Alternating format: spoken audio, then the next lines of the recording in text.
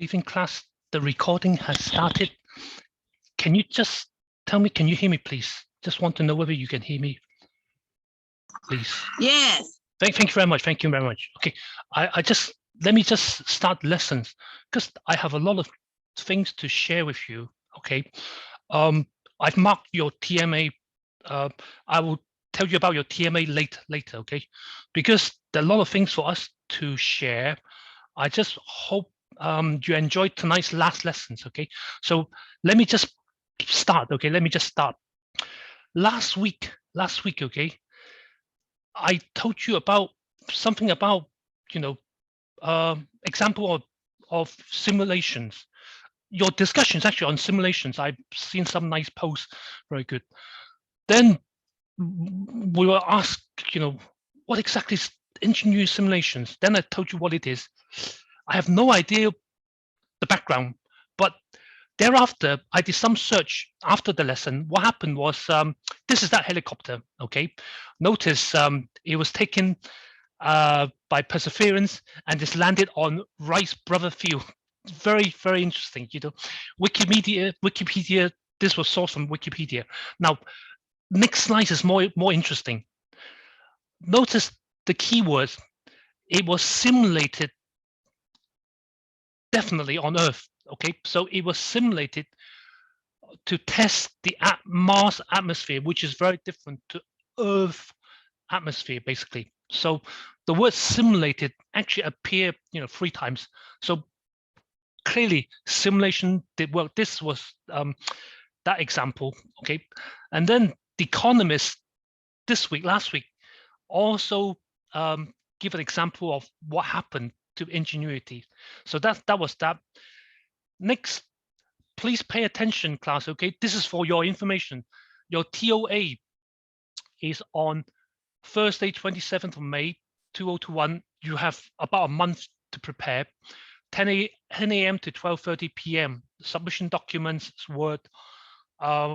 Just treat it like a TMA. You can use your notes, study guide, and e-textbook. Again, I'll come back to this later on. Okay, so let me just bring you back to tonight's seminar. Okay, tonight's seminar. So what we will do, okay, class, okay, what we'll do, we will be covering the final topic, and basically we'll just spend 30 minutes on this, and then thereafter the rest of tonight's lessons is to revise on linear programming and some work on forecasting. I think these are the 2 topics that you need revise on, and then that's it. Okay, but because the revisions, I'll need to go through your TMA, your GPA, and then get you revise something. So there's going to be a lot of stuff to learn from tonight, okay, as your last lesson. So shall we get started, please, class? Okay, there are 13 of you. Okay, let's get started. All right, so nothing, you don't need to do any breakout room and all that. We will just do it all in the main room, basically. Okay, so I just want to thank all of you who are in class. Thank you very much for coming for your last lesson, and whatever reasons you come or you cannot come, the recording's on. Okay, the recording's on because I started the recording. Okay, so anyway, let's get going. Minimum spanning tree is one of the 3 networks that you've done. Okay, maximum flow, that was the first one. Okay, shortest route is the second one, and then minimum spanning tree, this is a 3rd network. So this one is not that difficult, basically. So just need to know the process, that's all. Okay, so there's a way to do it, and we'll just need to see how it works. Then you just do some examples, and then we'll just leave it like that. Then we move on to your revision. Okay, so that's what we're going to do for tonight. Okay, basically, minimum spanning trees. The key is, you in a network, there are many nodes. Okay, the key is to connect all the nodes. Okay, and each node, each connections, the shortest length you call an arc. The idea is you create, if 9 nodes, then you have 9 arcs, basically, of the shortest connection. That's all there is to it. Okay, so how does it work basically? Okay, let's just look at, I mean, some example will be MTR network. That's a very good example. Okay, cables in household. Okay, so you know, every house you need to have cable reach. So in order to get cable working, every cables need to be connected, and the idea is to connect as short as possible, basically. Okay, goods delivery, that's another good example. Okay, so so these are some live example. Now, the way it works is actually very straightforward. Okay, you just need to find the shortest route, and every route need to be connected. And the key is you can start from any starting nodes. Okay, it does not have to be 1. You can start at 9, you can start at 3. Okay, so we'll look at this in a minute. So what happened is this just starts from the position 1, just for us to look at it in the simplest manner. What it is the closest from 1 is to 2, because 2 is 30 units. 1 to 3 is 45 units, so we forget 1 to 3. So basically 1 and 2, there's an arc. Okay, so that's the first arc you get. Next is from 2, where else can you go? That gives you the shortest distance. Of course, it's 5. So 2 and 5 will give you a second arc. And then from 5, can you go to 6? Can you go to 7? Okay, 7 is closer, so 5 to 7 give you a third arc. And then it just goes on and on. But the key is every arc you have to record it so that you have an iterations. Okay, iterations. Okay, so so basically what happened is this is from 10 to 8. That gives you another arc. So what happened next is this is not completely covered yet, the network. Okay, what happened next is that the best is if we look at the spreadsheet that I've given you in the example, then we'll be able to complete the example. All right, so complete activity 1. Okay? So let's look at your example first. Okay, let me just find it. Okay, because I have a lot of worksheets here, so just bear with me for a minute. Okay, minimum tree example. Okay, I think I've got it. Okay, so basically we're back in the same example that we look at. So iteration 1 to 2, iteration 2, okay, is 2 to 5, 3, 5 to 7, we look at it, 4, okay, 4 is 7 to 10, okay, 5 would be 10 to somewhere, okay, so shortest is 10 to 8, okay, we've seen this already, okay. Now iteration 6, that is interesting, okay, because they call this break ties. Okay, what happened is because we need to use 10 again. Okay, normally every iteration you're supposed to be 1 to 2, 2 to something, and then 2 to 5, and then 5 to something. Okay, but in this case, because 10 you need to reuse it again, so therefore you just note down there's a break ties here. Okay, so the shortest route from 10, okay, it's not from 8 anymore because these routes have been covered already. The shortest route from 10 would be not to 9, but to 6, obviously. Okay, so iteration 7 would be from 6 to where? The closest would be 6 to 3. Okay, so that's where it is. So once we got that, there is still 1 or 2 routes not covered yet.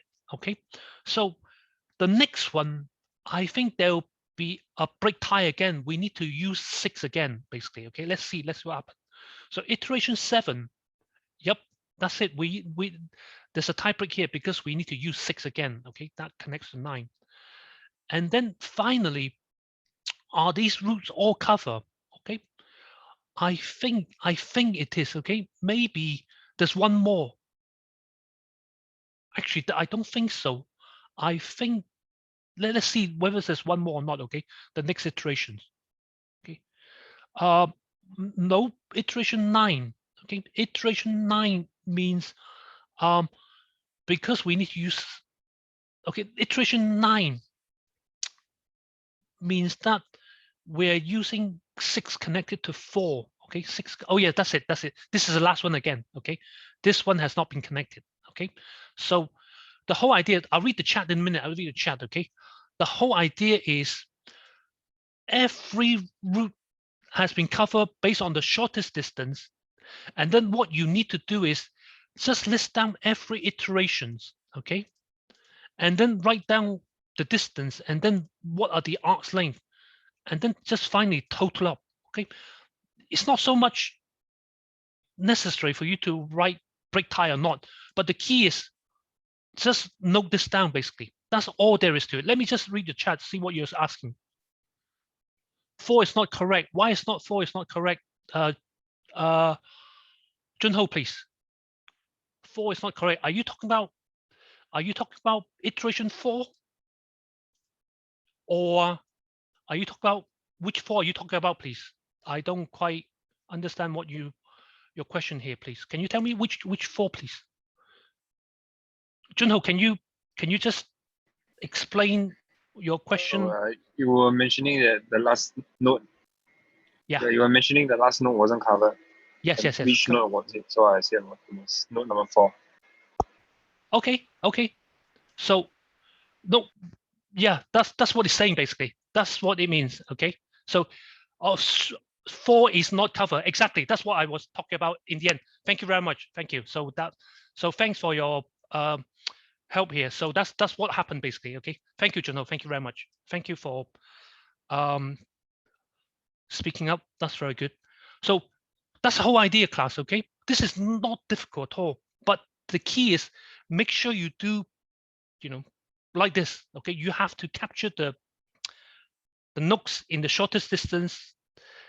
Every nooks you need to cover properly, and then you just need to write down the iterations. So what's next? Okay, let's just come back. So next is, let's go to 24. Okay, page 24. Page 24. Okay, let me just share again. Page 24. We've done this. We've done all this. We covered already. Okay, the how it works. You saw it already. So 24 explains something about a comparison between shortest route as well as minimum spanning trees. Now the key to note is shortest nodes in shortest route. Okay, the second mapping work that you're doing in this course. Okay, it does not need to cover all the nodes. Okay, whereas minimum spanning tree, every nodes need to be covered based on the shortest distance. That's all there is to know. Okay, so here it's just compare between shortest node and minimum spanning trees. Okay, now so the course leader is very nice. It tells you if you get some questions in the exam TOA, just be careful whether it asks you shortest route or minimum or maximum flow or minimum spanning trees. Basically, just be careful. That's all. So next is a quick activity. Basically, okay. The activity is that you just need to connect all the nodes. Okay, just like what we've done earlier. Okay, so what I would want you to do, class, okay, I've actually drawn the routes. I actually drawn the routes out for you in a worksheet. Okay, let me just bring it out. Minimum spanning tree activity without data. Let me see where it is. Activity without data. Okay, so this is the one. So can you just, in the next 10 minutes, just work this out yourself, please. See whether your minimum spanning tree is correct compared to what I'm going to show you in a minute, please. 10 minutes, can you do that, please? Just we do this in the main room, please, class. Thank you very much. Thank you.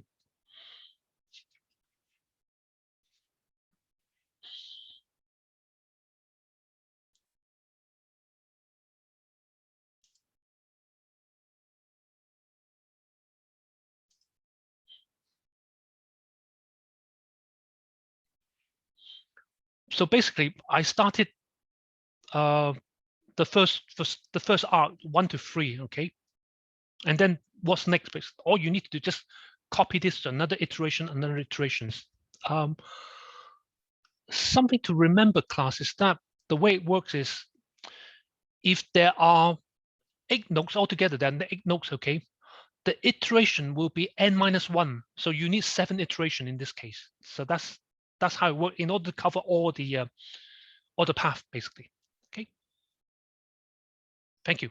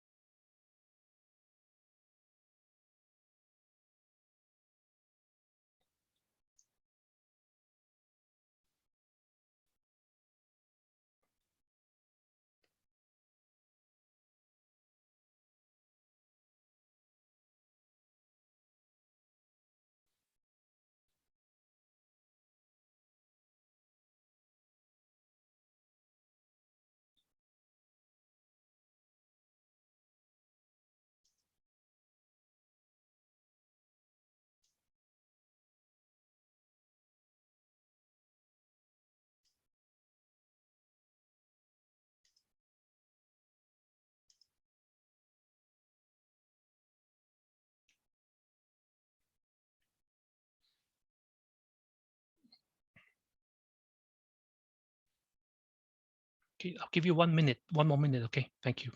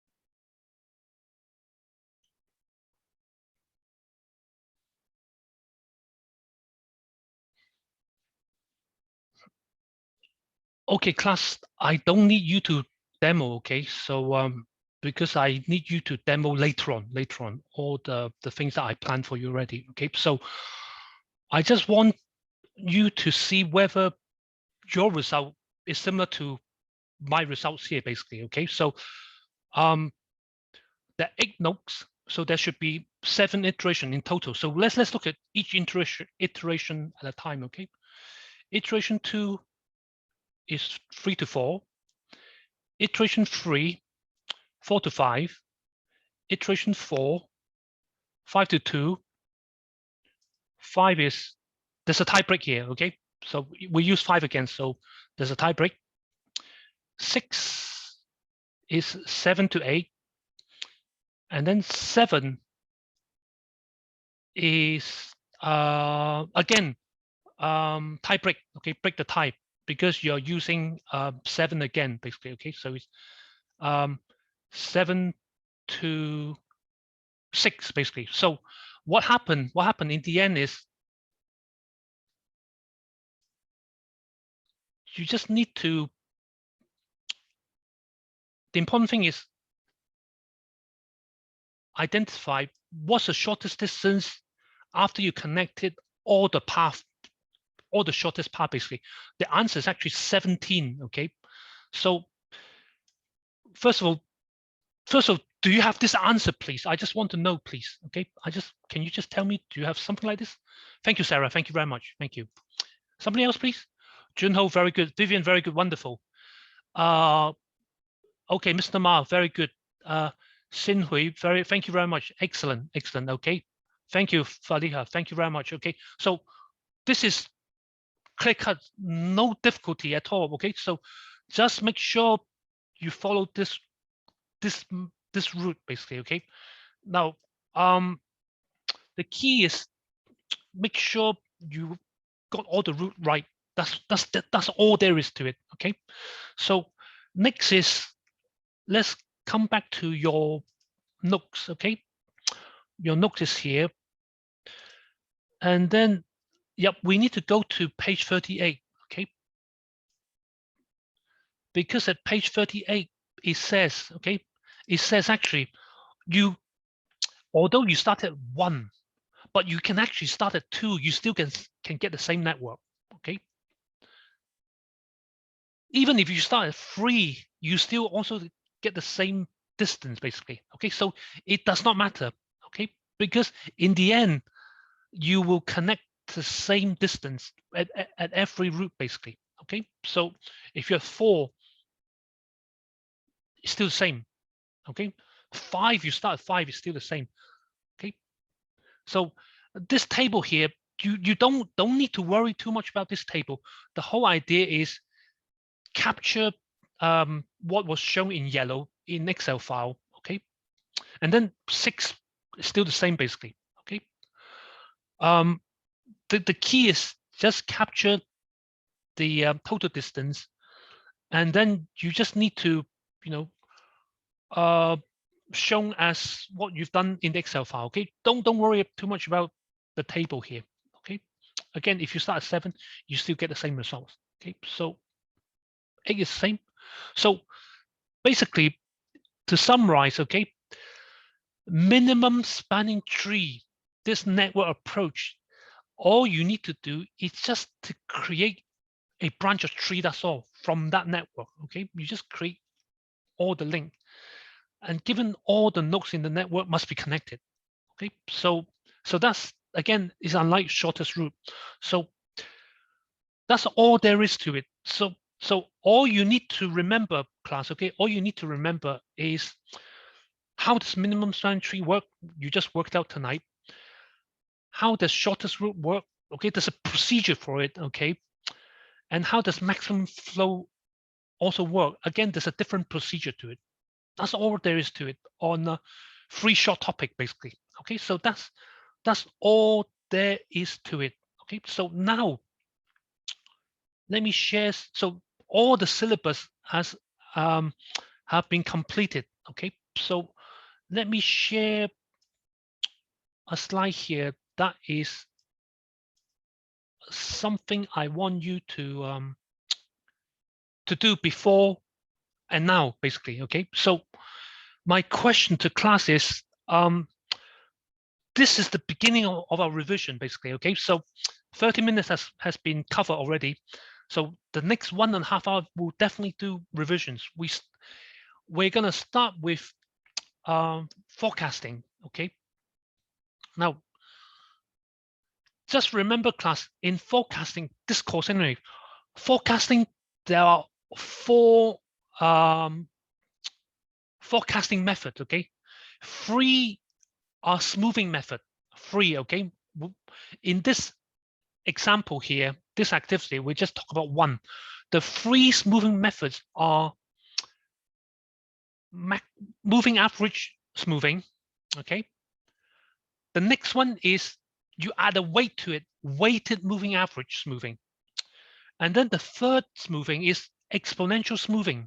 Okay, now all this was explained to you in a video, because I did not have time to cover all that within the time available. Okay, and then you should have done some work for it.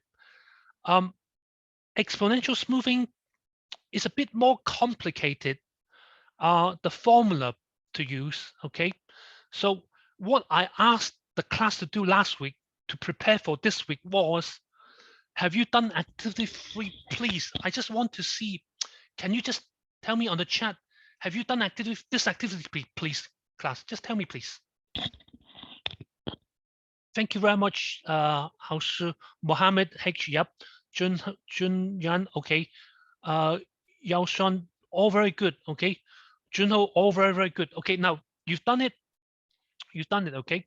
So this is where, okay, we're actually using online learning to the best of our advantage. Okay, what I'm saying is, to the best of our advantage is, we won't gonna waste time to ask you to do it, etc., because you have already done it. Okay, so all I would like you to do, okay, anybody, could you share, is willing to share, please, this activity before I show you the results? Okay, can you just tell me who would like to share, please? I don't mind anybody. Okay, please.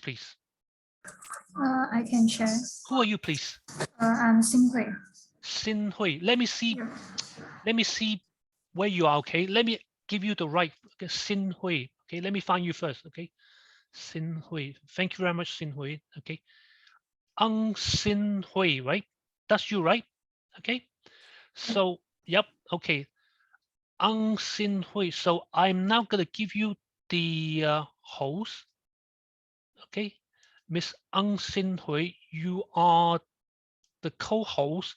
So therefore, you can, if I stop this sharing, you can bring up your activity 3, please, Xin Hui. Thank you very much.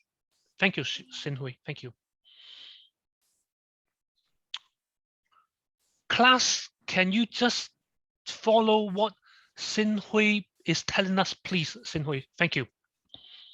So for forecast, we'll be using the exponential smoothing formula, which is smoothing constant Yep.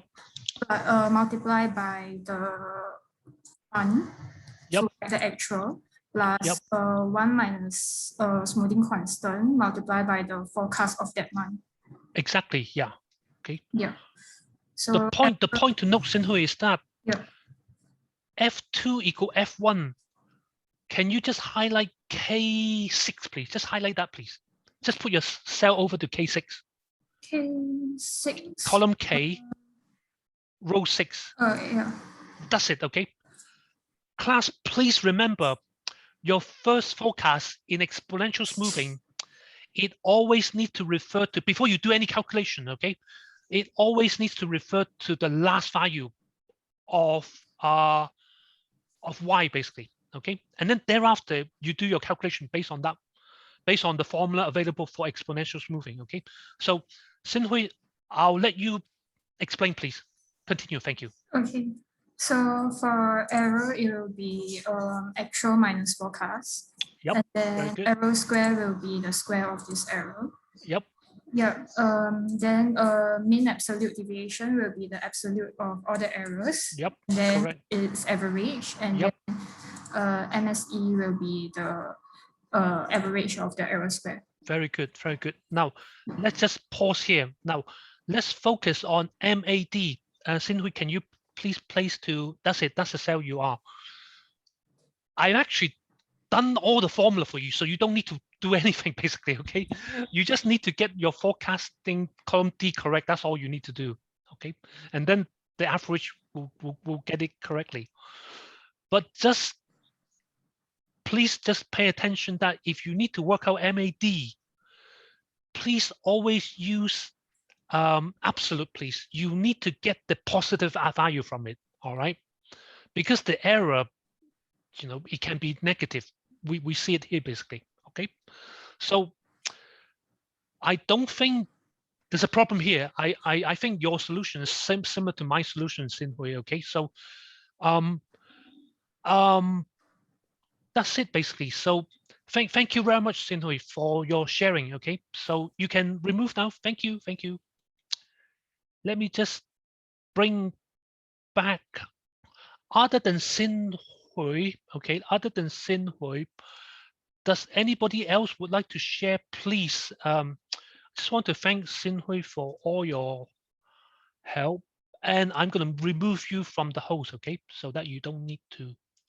Thank you very much, Sinhui. So the next person, please. Can you share, please? Does anybody want to share, please? Okay, I'm reading your chat. Calm, okay. Who are you, please? Calm, okay. Just tell me who are you, please. Share. Okay, I don't. Let me find you first. Who are you, please? Calm. Okay, I find you. Okay, you're just calm. Okay, CALLM. Okay, whoever you are. Okay, so let me make you the host. Oh, sorry. Okay. So you just have now. You're the host now. Calm. Okay, let me stop sharing. I'm Yi Hao, by the way. Yi Hao. Okay, no problem. Yi Hao. Okay. Yi Hao. Okay. Yi Hao. Okay. But it's the same thing. No problem. Just go ahead. That's the whole idea, basically. The whole idea is for you to tell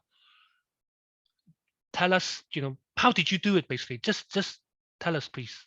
Okay, so how to get this is I'm using this exponential smoothing formula. Yep. So I will use this value alpha constant, Yep. and then times this. Correct. And then plus 1 minus constant. Very good. Okay. This, okay. To get this value. Yep. Looks good. Okay. And so this one is this is the same. I will get the square of all this. Okay. And then I get all these values. Okay. And then this is the absolute number for all this. So excuse me, I will just absolute all of this and add up, I will get this value. Excellent, Yi Hao. Yep. And then to get this, let's sum up all of this. That's it, just the average. The error square is easy, okay? The error square is easy, okay? So thank you very much, Yihao. Okay, can you stop sharing, please? Thank you very much, thank you. Thank you. Thank you, Yihao, okay. So. Oops. Okay, let me see where you are now, okay? Let me see, okay? Okay, I think, okay, let me just find you first, okay? You have been removed, okay? So I just want one more student to share, please. I just want one more student before we move on, please, okay? Can somebody else share, please, class? Can somebody else share, please? Please. I'm just reading the chat here, okay?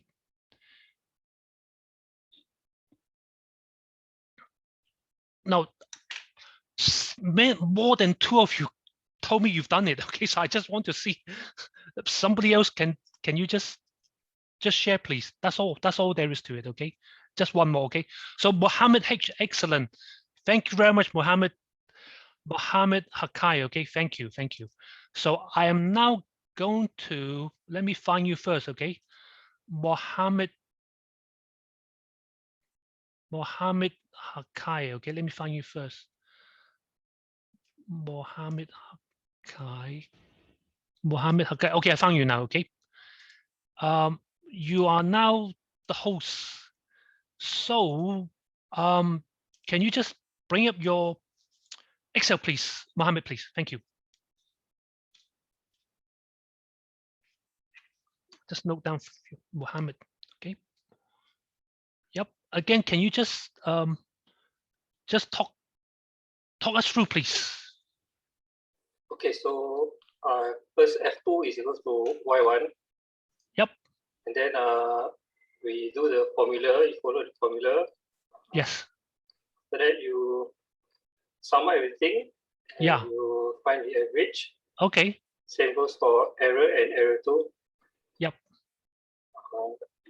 For error 2, you will get this average. Yep. Yeah. So just follow the formula. Yeah, that's it. The rule is actually quite simple, provided you know which formula to use, okay, for exponential smoothing, Mohammed, okay? And then the key is your first forecast, you don't need to do anything. You just need to look for your first Y, that's all. The problem is alpha, it can be many numbers, okay, but it has to be between 0 to 1, obviously, okay? So that's all you need to worry about for this anyway, okay? So Mohammed, can you stop your sharing, please? Thank you very much. Okay, thank you. Now for Mohammed, I will remove his, let me see. Mohammed, Mohammed, yeah, that's it. I need to remove you as a co-host, okay? Okay, so I just want to thank the class for that. So for, let me just bring this up, okay? Basically, exponential smoothing is pretty good, okay? All of you got it. My question is, did you manage to do weighted average, please? I don't want you to share anything, okay? We're not. I just want to see, are you okay with weighted average? Did you manage to do it? You know, they're free smoothing, okay? Weighted average was activity 2. Okay, good, it's fine, okay. How Shu said is okay. It was done after lesson 2, something like that, basically, okay? So if you have not done weighted average, okay, other than How Shu, please look at weighted average, okay? Moving average itself is very easy, Okay, moving average. Okay, so I'm only seeing Hao Shu has said that he's done it. Okay, so the rest of you, please look at weighted moving average. Okay.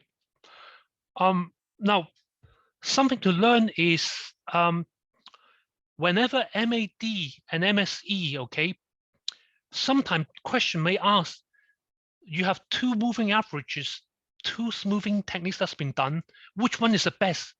The idea is, if you look at your notes, the smallest value would be a better forecasting approach. So if you look at your notes again, okay, MAD and MSE here with exponential smoothing is supposed to give you a smaller value. So therefore, it turns out to be a better forecasting technique, basically. Okay, so that's all I need to say to you. Now, the fourth forecasting method, this is the one that you've done in your GBA. It's called multiplicative. Let me just type, okay, multiplicative time series. Okay, series. All right. So I'm just telling you, this is a fourth type. Okay, this one is more tedious, obviously, because you've done it in your GBA. Okay, a lot of you managed to do it okay. Okay, you managed to do it okay. And what happened is that your one group actually answered very, very well. Okay, you've done a line graph. Okay, a line graph, a line chart. Okay. Some group who use histogram, not so good, okay, in order to display it nicely, okay. Another group do a bar charts, that's not very good. So something to note, class, is that when it comes to forecasting, the best graph to draw is always a line graph, okay, line graph, okay, because you're actually forecasting through time, okay. Your x-axis is your time, basically, okay, and the line will be better. Okay, so what happened is the GP asks you, can you do multiplicative time series on it, on the data? Okay,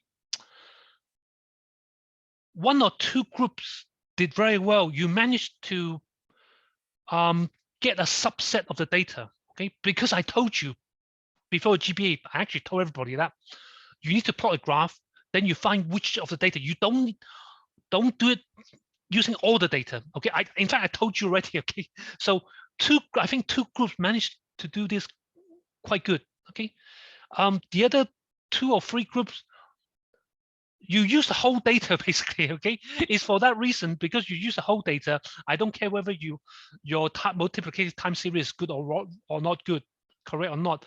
That aspects, it was not so good basically. Okay, so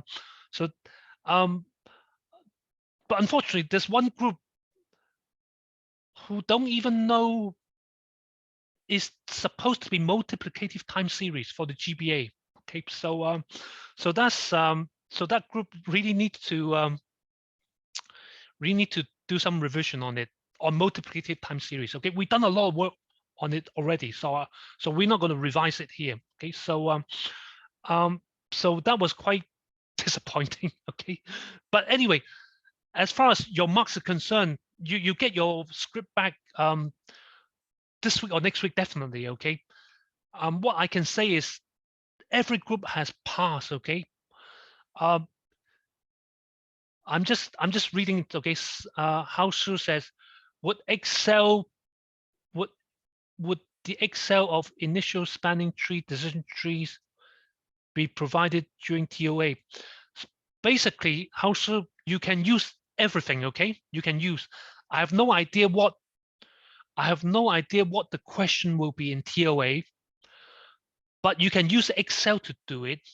The problem is you have to, in the end, convert to a Word document. That's the whole idea. Okay, if you just submit an Excel, okay, I think you have problem basically. Okay, so we discuss how you can, put your Excel file to a Word document. if you have some problem of switching from Excel to Word, all you need to do is just take a camera of it and just take a screenshot to your Word document. Does that make sense? How should please? The question is if you know what the Excel version of it will be provided, so that we can, we can just copy and paste the initial diagram. I wish I know. Okay, oh, I okay, wish I know. Okay, so yes, all right. So basically, I don't think they give you Excel file. Basically, I don't think so. All right. Okay. Only in this class I give you Excel file. I've done a lot of work. I've done a lot of work for the class. Right. You know that. Thank okay? you. Thank you. Because the way you do activities is quite simple. I just copy here and there, and then that's it. Okay. But yeah. But still, the good news is okay. To answer Hao Shu's question, the good news is in the TOA, just treat it as a TMA. In that you can use everything. It's an open book exam, basically. All right. Okay. So you just bring out the worksheets that you've done, okay, and then just quickly, alter if it's minimum initial in spanning trees. Okay, you just pick that option out and just change it to suit the question, basically. All right, that's all I can answer. So thank you for asking the question. Okay, so that's our idea, class. We will use tonight as much as possible to answer your question. The key, please, okay? The key is submit in Word, just like what you've done in TMA, okay? Don't submit anything else, okay? Don't submit anything else, okay? Of course, some people have been asking, can I copy and paste? Of course you can copy and paste, okay, as a last resort, okay? Time-wise, okay, we're actually on time, okay? So from 7:50, we're 7:50 now, okay, to 8:30 and 8:45, we are gonna do linear programming, okay? We're gonna do linear programming, revise properly from the very beginning, and I will also go through your TMA with you as well as your GBA, okay? The linear programming part, okay? So let's do it now, okay? So let me see which worksheet I can share with you. I need to share revision without data. So let me find that worksheet first, okay? Revision without data. Let me just find it. I think that's the one. Not this one, sorry, okay? Revision without data. That's the one, class, okay? That is the one, okay? Now, you've got this worksheet before, okay? The whole idea is if you're really stuck on linear programming, okay, the best would be, let's go back to basic first. Okay, go back to basic, meaning the same case and see whether, okay, there are two parts in it, okay? Two parts in that. Part one is you need to formulate the model, obviously, okay? Such as complete the part in yellow, all right? And then the second part is the sensitivity analysis, okay? We'll do all those questions together, sensitivity analysis, okay? So what I would like the class to do, okay? You have this worksheet. I just want you to complete now, please, okay? Use this worksheet. Can you complete question 1 to 6, please, okay? In the next 15 or more minutes, please. Okay, just complete this and see where you are. And then just run Excel, please, okay, to get your solution first. Okay? Then we move on to next, okay? This one, I want you to complete all this and then map to your formulation, LP formulation, please. Okay, everybody, please. Please, thank you. For you to work on now, please. Thank you, class.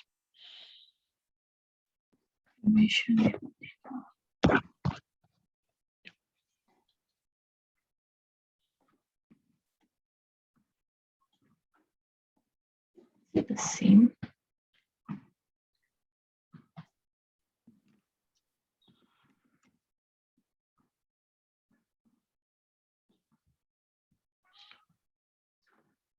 you need to complete question 1 to 6 before you can do anything, basically, okay? Because everything's empty. I just give you the templates, that's all, okay?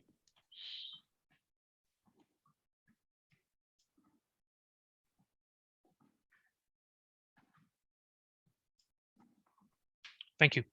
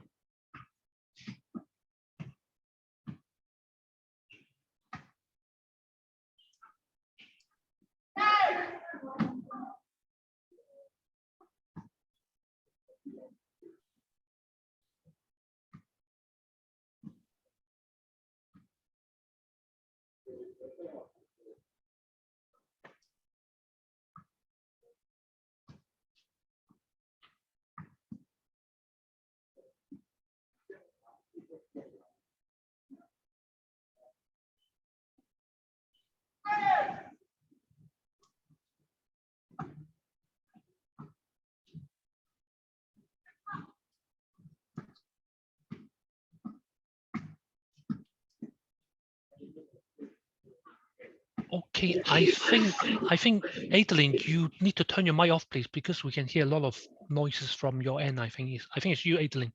Thank you. Can you turn your mic off, please?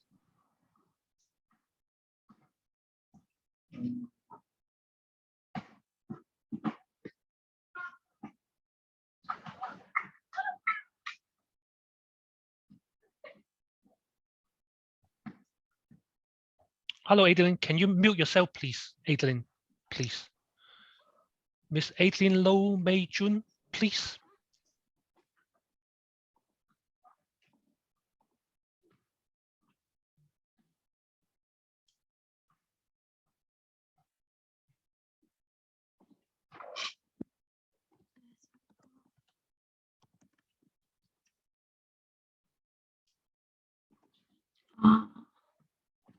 Haven't finished. Yeah, Adeline, mute yourself, please. Please, can you mute yourself, please?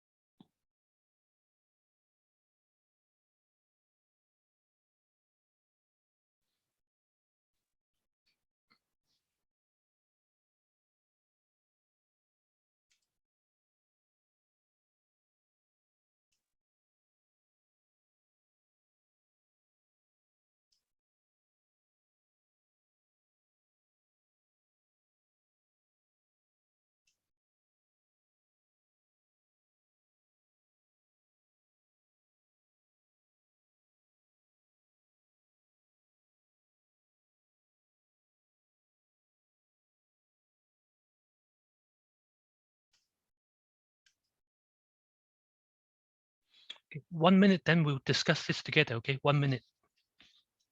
Thank you.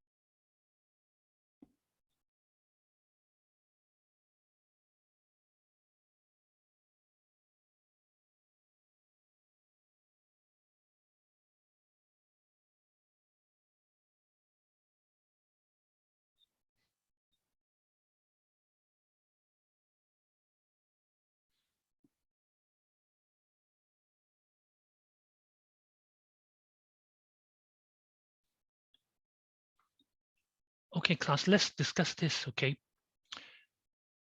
The first simple question is number 2.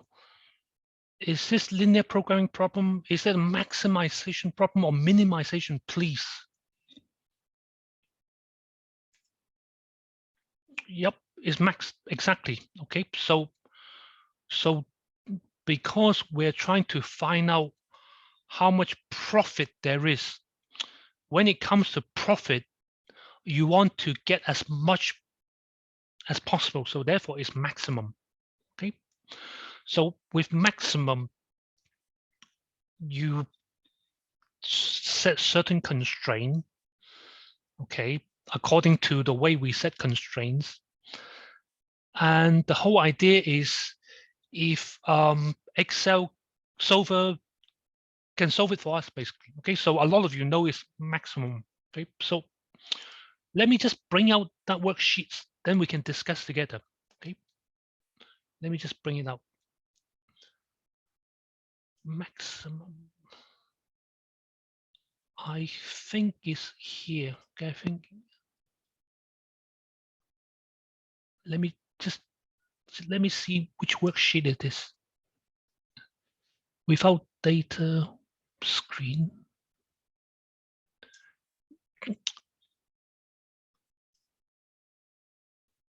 This one, yeah, that's the one. Okay, yeah, okay, okay, got it now.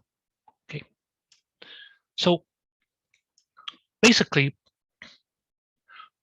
the whole idea is in linear programming class. The whole idea is, I hope you got something like this. Okay, I hope. Okay, this one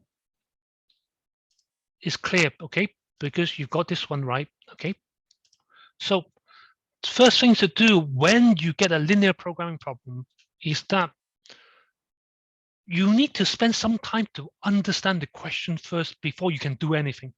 So in a TOA or exam or whatever, don't just rush into it and say, what's the decision variable, what's the objective value? You need to spend some time to understand what the question asks, meaning you just need to have some reading time on the question, basically. Once you know what the question asks, then you can decide the steps. The step is formulate your decision variable. That's the first thing. So in this case study here, I've actually highlighted in blue, red, as well as blacks to distinguish it for you. Okay, but in the actual TOA exams, you know, you just need some time to read the question, basically. Okay, that's all you need to know. I would just say that the TOA, your LP question won't be as complicated as your GBA, and maybe it's a bit more complicated than your TMA, for example. All right. So anyway, let's look at it. First thing first is you need to define your decision variable. Okay. Decision variable, you always need to create decision variable. Okay. So I always need to use x1 and x2. So what I have done, okay, you just need to declare, okay, what is x1? Okay. X1 stands for number of space ray guns sold, and x2 is number of Sapper ray guns sold. It can be switched over the other way around too. x2 and x1 can be swapped. The important thing is you just capture what's needed from the questions. Okay. So objective functions, because it's maximum, you know it. And what it is that objective function is always means how much you sell it or how much there's a cost involved. That's where the coefficients come from. Okay. And we know that in the questions, it says space ray, you sell it for $5, and Sapper, you sell it for $7. This is where the coefficients 5 and 7 comes in, class. Okay. So literally 5. Okay. Let me see if I can do something here. Okay. Let's see whether that's it. I've done it. Coefficient, I've actually highlighted. And let me see if I can highlight the coefficient here, 7. Okay. So the key is, this is where you get the coefficients. Okay. 5 and 7, because that comes from the question itself. Then constraint is always the hardest. Okay. Constraint is how much resource you have available. So there's labor, there's plastic, labor, and demand. Okay. Sometimes the question will give you everything. Sometimes it doesn't. You just need to just spend some time figure out. You know you have 19 kilograms to use. Okay. And you know labor, you have 8 kilograms per day. Okay. And demands, okay, it never says anything about space ray gun. It never say anything about Sapper ray. So if the demand's not there, then Sapper will be 0, basically. Okay. Then the whole idea is, remember in maximum, okay, the key to note is always you need to use something. You need to use something less than or equal to. Okay. The whole idea is, if your constraint is just right, then you use everything to the best. Okay. But you cannot use more. Okay. Because that's what you've been given. Okay. So literally the way it works is, you know from the question that you need 2 kilograms and 3 kilograms to make of plastic to use it. So that's why constraint 1 is here. Okay. Constraint 2, you know that each gun, you only have to make each gun, you only have 8 hours of labor per day. You cannot use more. So your constraint 2 would be x1 plus 2, give you less than equal to 8. Funnily enough, the demand, okay, there's nothing about the demand's only about space ray gun. Okay, there's nothing about Sapper gun. So what it means is Sapper gun x2 is 0, basically. Okay, so that's what demand is. And then finally, class, okay, finally, okay, all you need to do is just put your constraints up to the table that you've been given. Okay, put it up this way. Okay. And make sure one group in the GPA, you forgot to do this. Okay, you forgot to state all my x's are greater than 0. Okay, one group forgot. That means you lose mark, basically. Okay, this is a small mark to get, but don't lose it, basically. Okay, so literally you just plotted it. Okay, plus your variables. Okay, your profit variable. All right, you just plotted it, and then you just create your maxi set. Okay. Then once you've done that, this is your formulation basically, okay? Once you've done that, all you need to do is just put it over to the solver table, okay? And if you run your solver, you should have your optimum solution. That's 5 and 3. So I pause here, class, and then your maxi set, your best value, okay, is $46 when you sell 2 guns, and then you're actually using the most, except for your demand, you're not using the most, basically. So I pause here, class, okay? Do you get something like this in your preparation of your model, please, class? Does it make sense, please? Okay. I'm reading it, good. I'm reading it, okay, good. Vivian, good, okay. So that's all there is to do when it comes to formulating the model. But if you don't formulate it, if you don't formulate the model correctly, you cannot do the rest, basically. All right. So all we're doing, class, okay, all we're doing, we actually go back to basic. That's all. If you don't know the basics, you don't know the rest, basically. Okay. So that's what I'm saying. Okay. So the problem is, okay, your solver, okay, your solver, once you run it, okay, you get all these activity report and sensitivity report. Okay, it is sensitivity report. That's where there's a lot of work to be done here. Okay, based on range of optimality and range of feasibility. And from reading your GPA, some group totally lost, basically totally lost. So what I would like to do, class, okay, in the next 15 minutes, we will do sensitivity analysis together. Okay, sensitivity analysis. So let's just remind ourselves first. Okay, let's just remind ourselves what exactly is sensitivity analysis. I've actually copied that sensitivity analysis table over from solver into this page. Basically, you just need to remember 2 types: range of optimality and range of feasibility. Okay, what does range of optimality do? Okay, so I've actually noted down for you. In range of optimality, you look at the first table in your sensitivity report.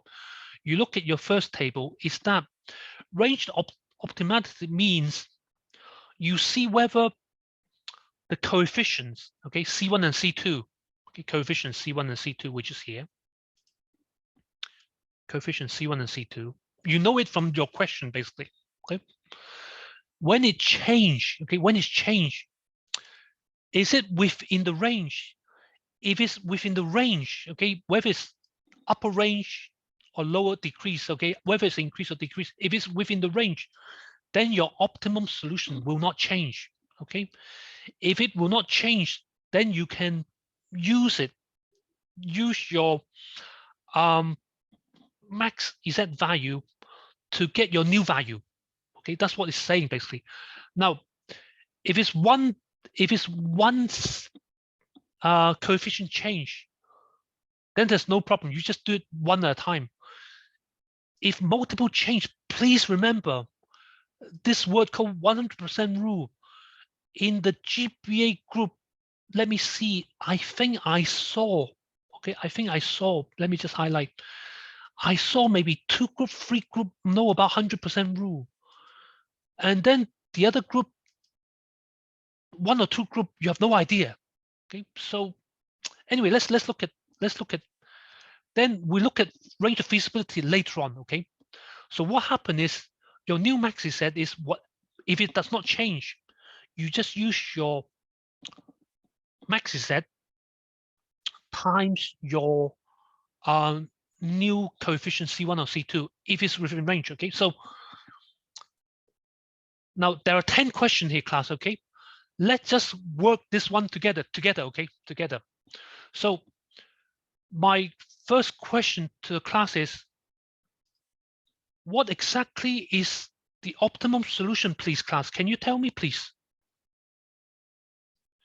Can you tell me, please, optimum solutions for this, for x1 and x2, please? What is the value, please, class? I'm just reading your chat.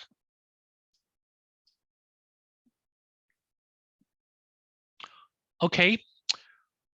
Optimum solution is, that's it, yeah, house, okay, 5 and 3, okay? Optimum solutions. You've done it earlier. You've done it at the beginning, okay? You've done it here. Let me see, okay? You've done it here.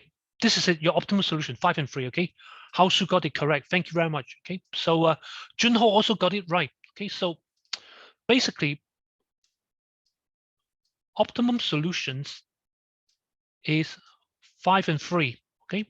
Let me just unhighlight it. Okay, so that's that. So optimal solution is 5 and 3. Now, what is the actual C1 and C2 value, please? If you look at from the report above, C1 and C2, was it? Sorry, C1 and C2, the coefficients. Okay, I'm just reading your chat. Exactly, Vivian. That's it. Okay. So it's actually here. Okay, C1 and C2 is actually here, basically. So Vivian, you got it correct. Let me just highlight it first, okay? So basically, your coefficients is here. All right, there's no problem. Okay, just highlight 5 and 7. So this is where range of optimality come from. It just asks you changing value, basically. Okay, so Q3 is if optimum solution for C1 only. Okay, it changed from 5 to 6. The question is, will optimum solution change or not? Why, please? Can you tell me, please? I'm just reading your chat.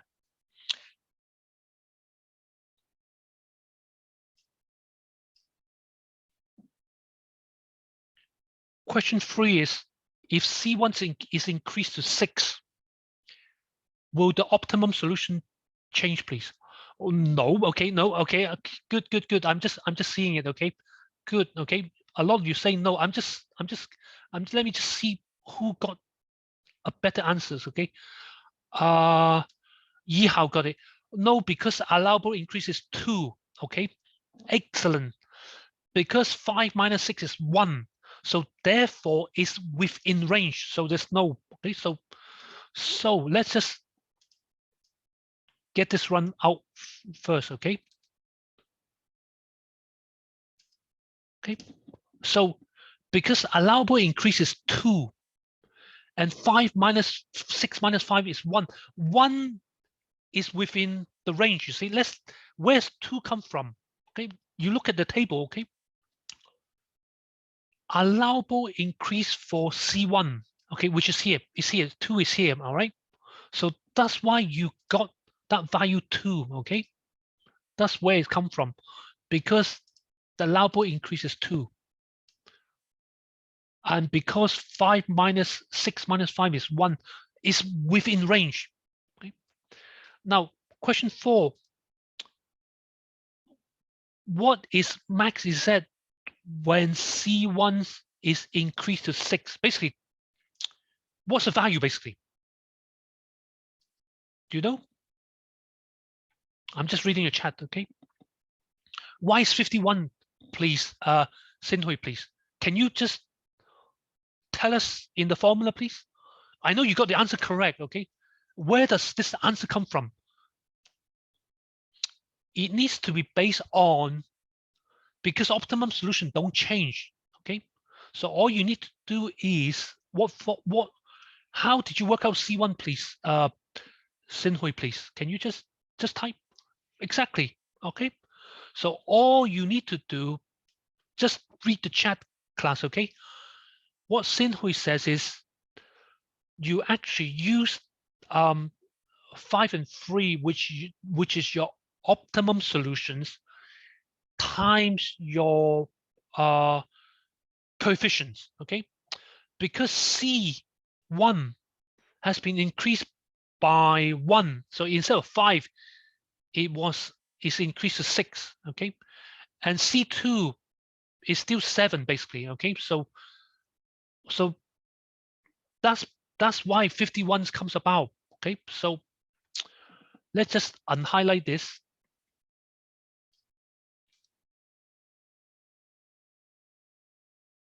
Let me just get the right highlight. Format cell, fonts, color.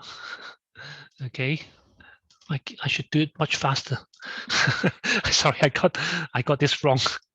I need to go to home. I need to do it. Let's see, yellow. Okay, so that's where it comes from. Okay, that's why 61 comes from. Okay?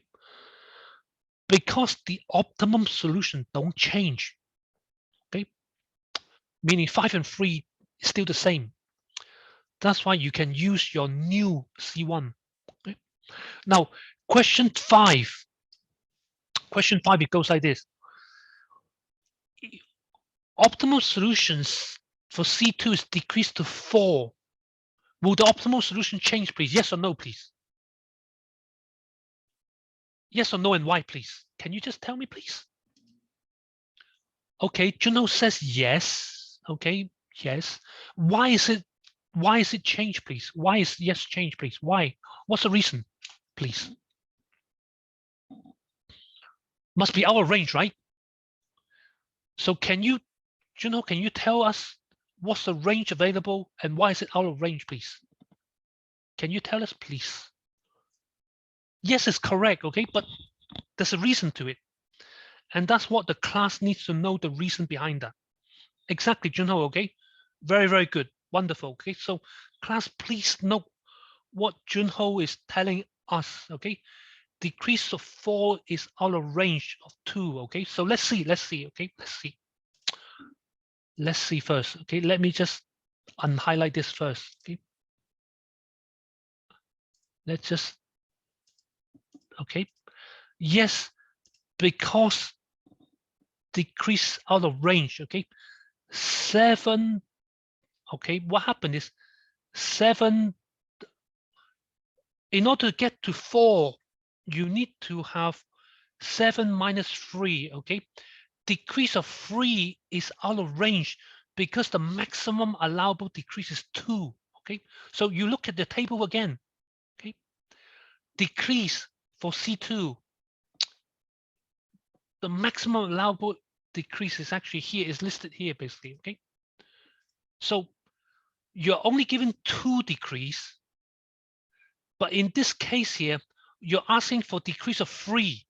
So you actually gone beyond, so it's out of range, and out of range means, okay, your optimum solution will change basically, okay? So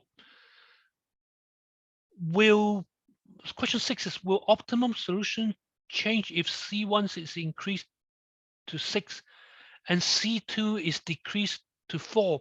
Now, this one here is still range of optimality, okay? So the answer is you're changing 2 together, basically 2 together, okay? This is where 100% rule needs to apply, okay? So you know it's going to change, but in 100% rule, okay, 100% rule is that you know it's change, but because you're handling 2 variables simultaneously, the answer is that is maybe, okay? Again, okay, the answer is maybe, okay? You don't know whether it's changed or not, okay? Because you need to find out from 100% rule, okay? So question 7, this is something that several of you have problem work out 100% rule, okay? So in this instance, can you produce the 100% rule for question 6, please, class? Can you do this, please? You can tell me on the chat, please. 100% rule.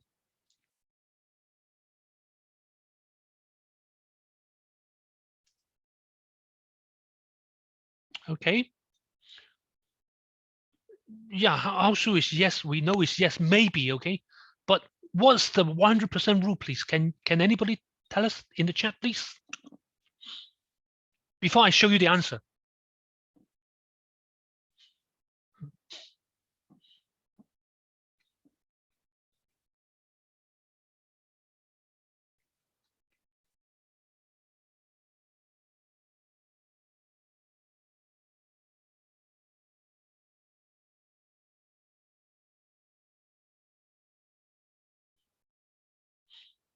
Nobody's typing anything on chats.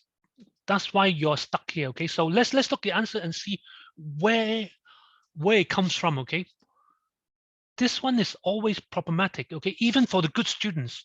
Okay, so what happened is that you need to find out your old C1 and your new C1 basically. Okay, what happened is the question says, okay, the question says C1 is 6, okay, and then C2 increase, okay, is reduced by 4, okay, so that's where it comes from. So what happened is we know old C1 is 5 and old C2 is 7, okay. So all you need to do is you just need the new C1. 6 minus 5 give you 1, and then the old C2, okay, which is 7 basically, 7, okay. So 4 minus 7 give you minus 3, okay. So that's where this values come from, okay. And when it's minus, you just ignore the negative. All you need to do with 100% rule is you just get 100% of C1 and get 100% out of C2. As this turns out, 1 here, okay, this 1 here over what's been increases 2. We know increases 2 because we saw it earlier, okay. Increases 2 here, okay, and then the decrease also 2, okay. So the 100% rule is for decrease, okay, 3 over 2 give you 150%, and then you sum it up, it's actually greater than 100%, okay. So therefore it will change, okay. The problem is if you read up your 100% rule is, you know it's changed, but you can only say maybe change, okay, maybe, okay. So that's what it is, okay. All right, so that's what our 100% rule says, and this is all about range of optimality. Question 8, 9, and 10 is about range of feasibility. First of all, class, what is the constraint for plastic, please? This one is easy. Can you just look at your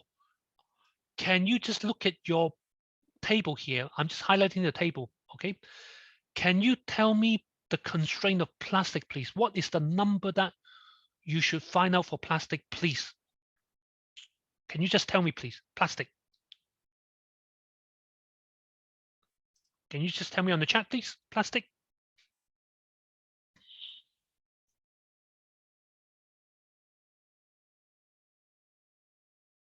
$19. Yeah, you're right, Sarah. Very good. You have a question mark, okay? That means you're not sure, okay? All right. So now the way it works, Sarah, and the class is this: when you read your sensitivity report, okay? Let me just tell you the answer first and tell you why it's 19, okay? Your sensitivity report, assuming everything works out, you just need to find out where's plastic is here. All you need to do is look at your right-hand side value That's what's been given to you already, okay? And actually, you've actually used up properly your final value. You use everything up properly, okay? So you actually use it up very, very well already, okay? So that's where it comes from. Is your right-hand side constraint? That's where you get your constraints from for plastic, okay? This question is not tricky. It just tells you what you've been given, Sarah, okay? That's what it is, okay? So next is good. You acknowledge. Thank you.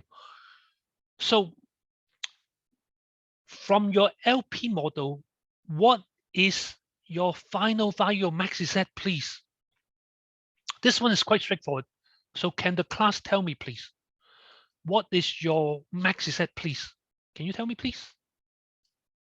From your LP model that you've done. Yep. Junho says 46. Nothing changed, basically, okay? You're correct, 46, okay? So this one is not problematic, okay? So you need to know your max Z. That's how much you got, okay? The last questions, this is where range of feasibility comes into play, okay? This range of feasibility, okay? This question says, okay, when plastic constraint is increased to 22, what is your final value of Z? So the way to work this out is you need to look at, this is to do with shadow Joule price, basically, okay? And your constraints for plastic. So all you need to do, you just take note, the question says increase to 22. So if we look at your plastic, the maximum increase, okay, is 5, okay? I'm just highlighted here. The maximum increase for plastic is 5, okay? Now, when plastics, you're giving more plastic to use, you're giving more now, okay? That, if you increase it to 22, okay? That means you're adding 19 to 22. 19 to 22 means you're adding 3 more plastic to it, okay? Adding 3 more is actually within range because you can add 5 more, okay? But if you're asked to ask 3 more, okay, you're actually within range. And when it's within range, you can actually use your shadow price, okay? I'm just highlighting your shadow price here, class, okay? Just remember what I'm highlighting. So what it is because it's within range, okay? When it's within range, you can actually use your old max Z and then plus your shadow price because you're increasing, okay? Plus your shadow price times your increase.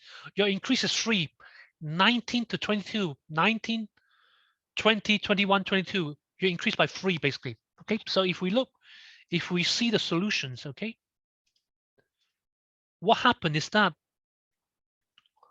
when plastic is increased to 22, you're increased by 3. This is within range, okay? And when it's in range, all you need to do is you use your old max Z. Your new max Z is old max Z 46 plus this 2 value here is your shadow price. You can use your shadow price basically, okay? Then your new max Z is 52, okay? When constraint has been increased to 22. So this is to do with range of feasibility, okay? This is question 10. So my question to class is, that's how you work out range of feasibility in short, class, okay? So does it make sense, class, please?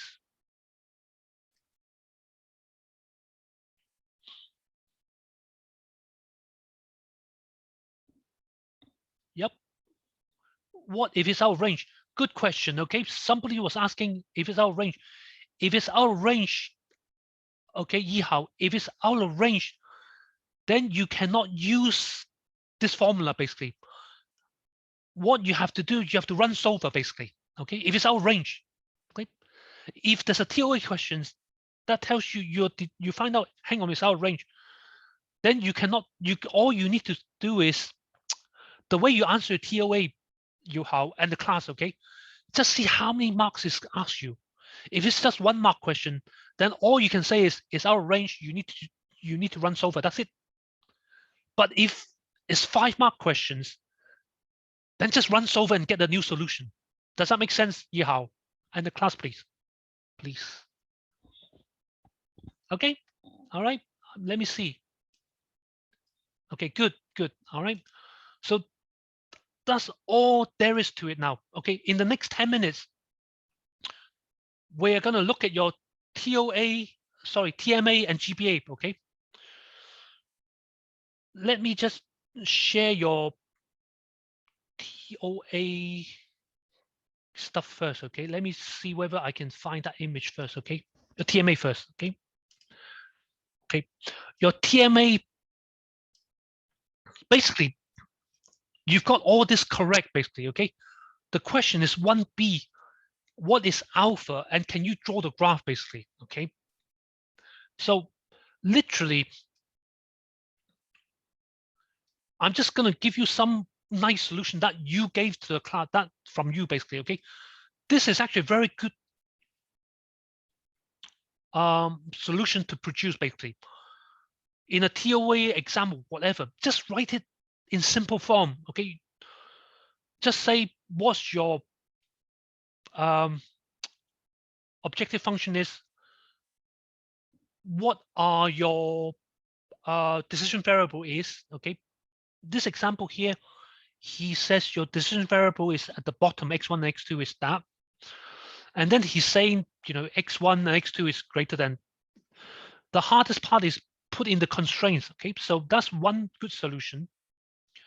This is also very nice solutions, basically. Okay, all right. Now, part B, that's the hardest question, basically. Okay, now I'm just giving some nice graph and some not so nice graph for you to view, basically. Okay, this one's very good, turned out to be very good. Okay, what happened is in this graph, okay, this graph is that this students actually point out your objective function. When you draw a graph, don't forget your objective function, basically. Okay, you need to plot your constraint 1 and 2. Okay, now some students plot 2 graphs, which is no problem. Okay, some students done in 1 graph. Okay, so what this student did was, because in order to work out alpha, the problem is what exactly alpha is. Okay, I'll show you what alpha is in a minute. Okay, so this student also said that in the second graph, alpha would be something like this. Okay, so there's a value for it. So that's very good graph to do. Okay, class, please note, class. Okay, this student's done it in 1 graph. Her objective function is here. Okay, the whole idea of objective function is, if you move it perpendicular, you should hit your optimum solutions. That's where you get your final value. Okay, so that's very nice graph. And what this is, the alpha is actually changed from 1 line to another line. Okay, so this graph does not tell you very nicely. Let's see the next graph. Okay, this student's results. Okay, but what's missing is your objective function. So you miss it totally. Okay, so this graph is not so good. And then this graph totally blur, basically. Okay, no idea what this graph is about. Okay, so if you have, so please know how to plot the graph properly. I'll show you 4 good ones. Okay, this one is actually very good. It actually tells you as clear as there is. Okay, that's clear. So what it is you have the objective functions and you have all the constraints. The trick is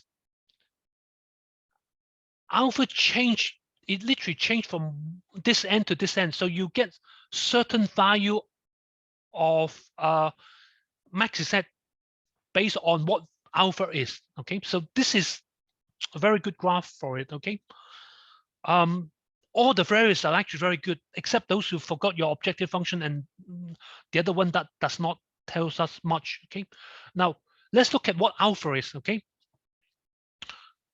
The whole idea is to identify alpha. Now, I actually told you in my feedback on your TMA, okay? You can look at it differently in that you can look at it from the whole investment, X1 plus X2. As it turns out, alpha is actually equal to 2/3. And what you can do is that you can plot a line of X2 equal 2/3, for example. And if you move from your maxi set will change if you move from 0 to 2/3. Basically, what this saying is, this graph actually tells up quite nicely. Okay, if it moves from 0 to 2/3, literally you get a different value of maxi z. So that's what that question tells you, basically. Okay, so that's what question TMA is about. Next 5 minutes, class. Okay, let's look at your GPA. Let me just bring out GPA first. Okay, I think your TMA, because I've already given you feedback, there should not be a problem. Okay, GPA, this question is a bit complicated. Okay, bit complicated. And let me see.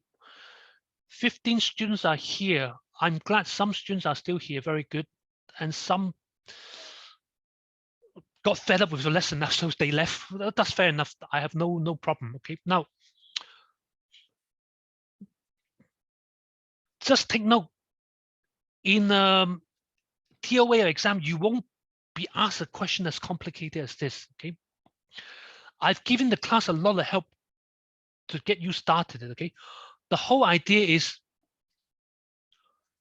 there are actually 3 groups. Okay.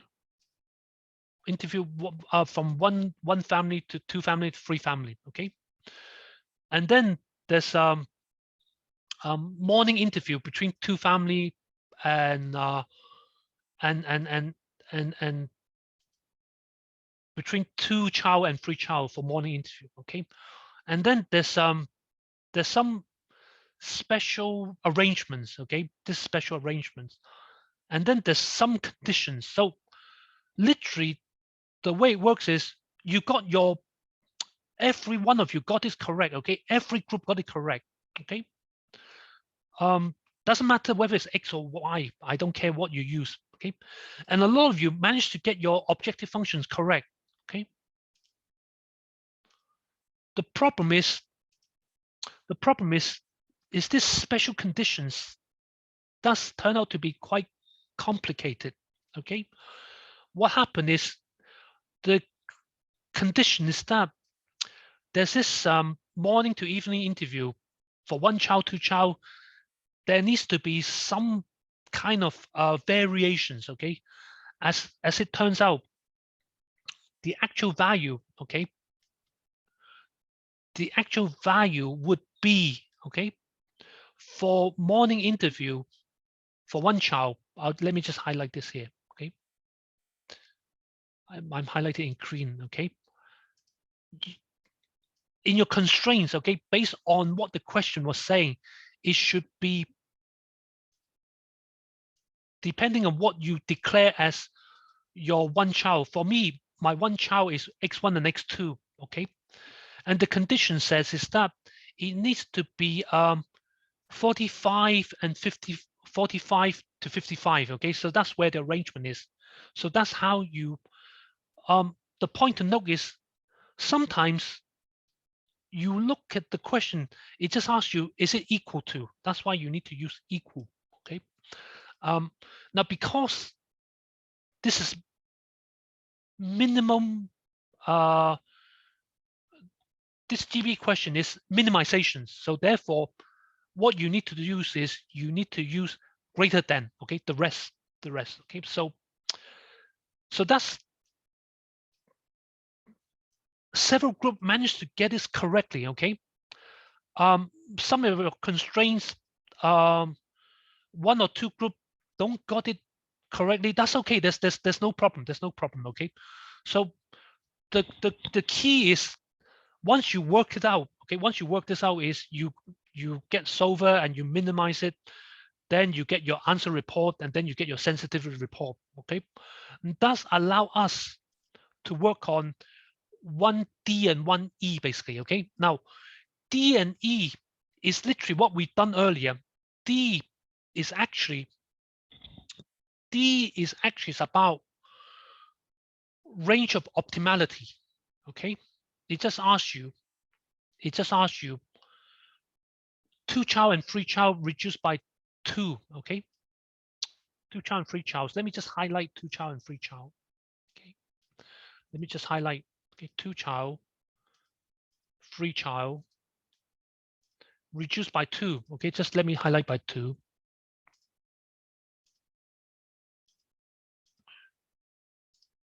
Now, because there are actually 2 coefficients, you need to change simultaneously. So the next question is, what rule are you going to use, please, to work this out, please? Can you tell me, please, class? What rule, please? This is range of optimality, class. Range of optimality. And where you're having 2, exactly, Junho, that's it. You're using 100% rule, all right? So all you need to do is apply 100% rule and see whether that is within range or not within range, basically, okay? So you do the same thing as what we've done earlier. So as it turns out, if you look at the answers, let me just highlight, okay? Why is it 2 over 10.5 and why is 2 over 12, okay? This actually comes from your sensitivity report. I've actually highlighted for you, okay? As it turns out, the question asked 2-chow and 3-chow. 2-chow and 3-chow, I've actually highlighted. You need to see morning interview and evening interview, okay? So again, sometimes the question can be a bit complicated, okay? So you need to identify which X you're talking about, basically, okay? As it turns out, in my sensitivity report, okay, it's here, basically, okay? As it turns out, it's actually X3 and X6, okay? The actual variable. And the actual decrease is 10.5, and X6 actual decrease 12, okay? Assuming your Excel solver works out well. So I just take this down, and I just plug it into my 100% rule here, basically, okay? As it turns out, that's the value I've got. One group got this correctly, okay? There's another group also got it correctly, but not the right value. That's still okay. I'm not too concerned, okay? As long as you know where to use with 100% rule. And then once you got that, all you need to do, class, okay? You know that this 100% rule, because it's less than 100%, therefore your optimum solution will not change, okay? So what is your optimum solution? Your optimum solution is here, okay? I've highlighted up here, okay? Some of you got this correctly. All you need to do, you just take this down and you just get your new cost here, okay? Notice I've actually highlighted in orange, okay? That's been reduced by 2. So from 23 reduced by 2 becomes 21. 20x by 2 becomes 26, okay? I've actually highlighted here in the actual solution here, okay? And eventually, you just do your sum product, basically. And that's how you manage to get your new course. Several groups got this correctly. Very, very good, basically, very good. Whether your optimal solution is correct or not, that's fine, as long as you know where it comes from, there's no problem, okay? And then finally, 1E, this is to do range of optimality, to do optimum solution. We just revised that already, okay? 1E is about your shadow price, okay? Your shadow price, okay? 1E says, if the interview is being reduced by 80, okay? Let me just highlight 80, okay? On weekday, 3 household weekdays, Again, you need to read the question in order to identify which exists. Okay. Then what happens? The current free child weekly interview is 7 of 100. Okay. If you reduce by 80, therefore you need 700 minus 80. Okay. Minus 80. Okay. I'm just highlighted here. Then you get a value of 620. The maximum reduction is 700. And because 620 is less than 700, it's not 800 basically. That's why it's within range. Where on earth is 700 come from? Again, you will need to look at your sensitivity report. So I'm going to look at the sensitivity report. I've actually highlighted here. You see, it's here. Okay. The maximum degree 700. And the shadow price is here, 7.220. Okay. All I need to do simply is I just need to use this formula that we learn. Okay, we learn already in our revision and in your lecture notes. Is your new cost is your mini set, because it's reductions, is minus your shadow price, shadow Jew price 7.2 times your reductions, which is 80. So that's why it gets this value here. So that's how 1E works, class. Okay, so literally that summarizes everything regarding your GBA, TMA, LP. So my question to class now, are you happy with linear programming now, please? Never mind whether you remember everything I said or not, you can still watch the video, okay? Thank you very much, Hausu. Thank you very much. Thank you, Junyang. Thank you, Daniel. Thank you very much, Mr. Ma. Okay. So basically, I think, okay, let me just share something first. Okay, let me just share something. Okay, because we actually run out of time. Okay, let me just share something first. Okay, now we have covered every topic. Okay, and we have used tonight nicely. Okay, we have used tonight pretty well. Okay, we have used tonight pretty well. We just look at one last topic. That's quite easy to do. We spent 1.5 hours literally looking at your GPA and TMA and revise your linear programming. Okay, so the trick is that, as I said, it will not be as complicated as your GPA, maybe a bit more complicated than your TMA, but you get a hang of it already. Okay, so that's all I would ask you to do for as far as your learning is concerned. And finally now, class, okay, finally, okay, this is something that you've not done before. Okay, I'm not asking for you to do anything. Okay, all I'm asking you to do, let me stop share. Okay, can you, I'm just going to close this. Can all of you turn on your video, please? Because for audit purposes, I want to record who you are and for our memory. Okay, so that I know who you are because you see me every Thursday. I just want to see who you are, so that I need to take a picture of everybody, please. Can you just turn on your video, please, class? Thank you very much. Thank you very much, Sinhui. Thank you. I'm seeing you. Daniel, very good. I'm seeing you. And Wang Haoshi, thank you very much. Okay, for those of you,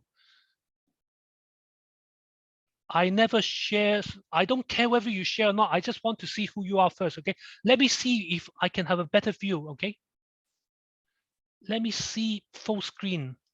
Okay, yep, I'm actually. Thank you very much for turning your video. I'm just taking some picture here for audit purposes. Okay, thank you very much. Okay, thank you. Now, I never. Okay, I'm not going to bother reading chat. I've done something. Now, basically, I want to thank ladies and gentlemen, for those of you who put on your video, just take a picture for your own learning, please. Okay, just take a picture. Okay. Now, what happened is that seriously, in where we are now, okay, whether you like it or not, you have to interact with people on the computer using Zoom or whatever. Okay. And whether you don't want it, you want it or what, you just have to do it because of the pandemic. But if you think about it, it's actually very productive, basically, very, very productive. All right. You can actually get to know people and get meeting quickly, etc., etc. Now, let me see. This class has, okay. Let me see, I can get, yeah, thank you very much. This class, let me see, I can get the whole everybody, okay? I think I've got as many of you now, okay? I need to do something, okay? Thank you very much. Just take a picture, please. Just take a, just like what I do, please, okay?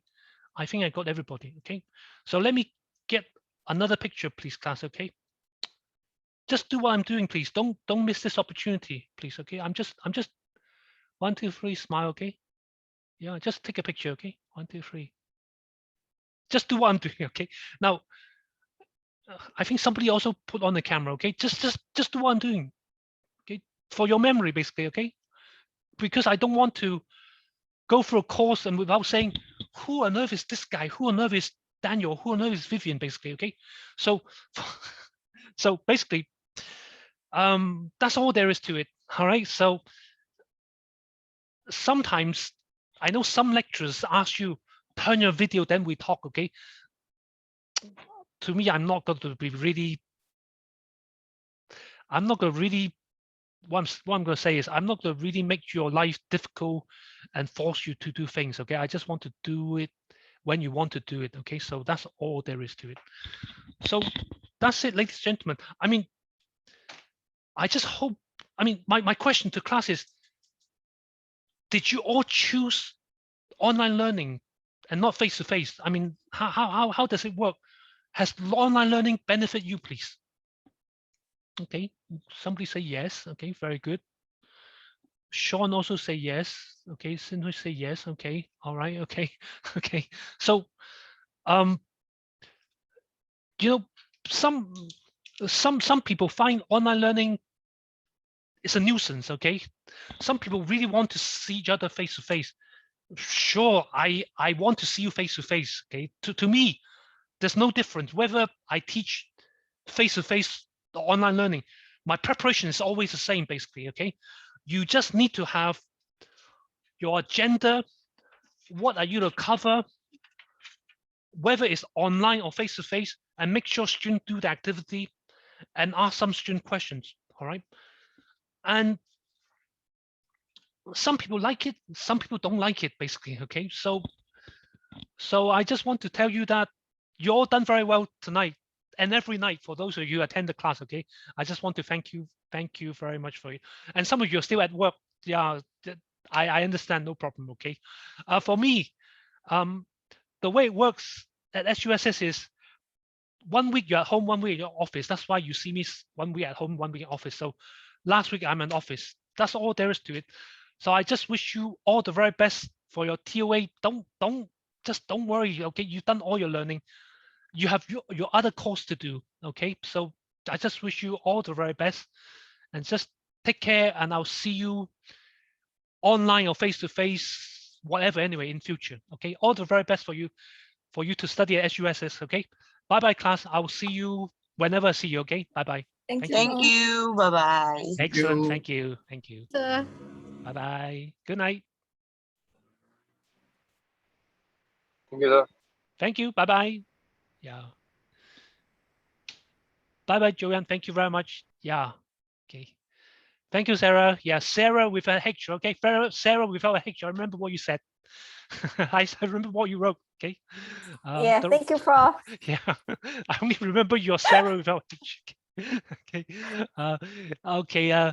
Jun Young, thank you for your attendance. Daniel, everybody, thank you very much. Good night.